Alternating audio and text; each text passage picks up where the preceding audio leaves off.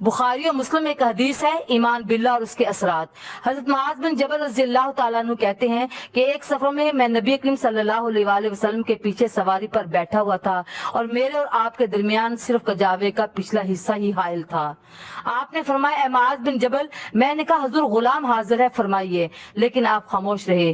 फिर कुछ दूर चलने के बाद पुकारा, ए मुआज बिन जबल। मैंने फिर वही अल्फाज दोहराए, लेकिन आप फिर खामोश रहे।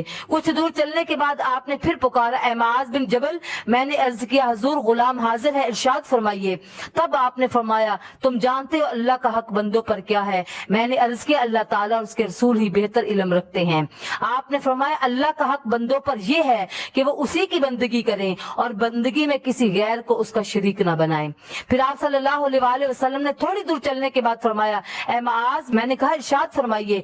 ये गुलाम आपकी बात सुनने के लिए हाजिर है। आपने फरमाया, क्या तुम जानते हो कि बंदों का अल्लाह ताला पर क्या हक है? मैंने कहा, अल्लाह ताला और रसूल पाक ही खूब जानते हैं। आपने फरमाया, अल्लाह की बंदगी करने वाले बंदों का अल्लाह पर हक ये है कि वो उन्हें अजाब न दे।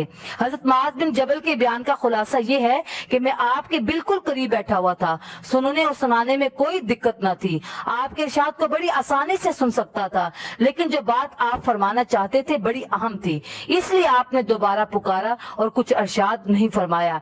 ये इसलिए किया कि मुझ पर इस बात की अहमियत अच्छी तरह वाज़ेह हो जाए और मैं खूब कान लगा कर सुनूं।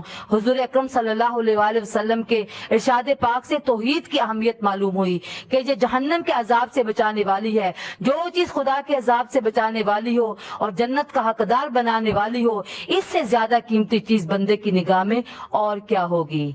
दूसरी हदीस है, ईमान कामल की अलामात।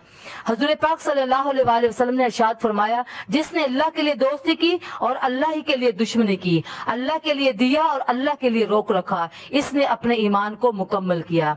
मतलब यह है कि आदमी अपनी तरबियत करते करते इस हालत को पहुंच जाता है कि वो जिससे जुड़ता है और जिससे कटता है, अल्लाह की खातिर जुड़ता है और अल्लाह की खातिर कटता है, खुदा की खुशनुदी हासिल करने के लिए उससे जुड़ता है और कटता है, दीन की खातिर किसी से मोहब्बत करता है और किसी से नफरत करता है। इसकी मोहब्बत और नफरत अपनी किसी जाती गरज और दुनियावी मफाद के लिए नहीं होती, बल्कि सिर्फ खुदा और उसके दीन की खातिर होती है। जब आदमी की ये हालत हो जाए, तब समझो कि इसका ईमान मुकम्मल हुआ।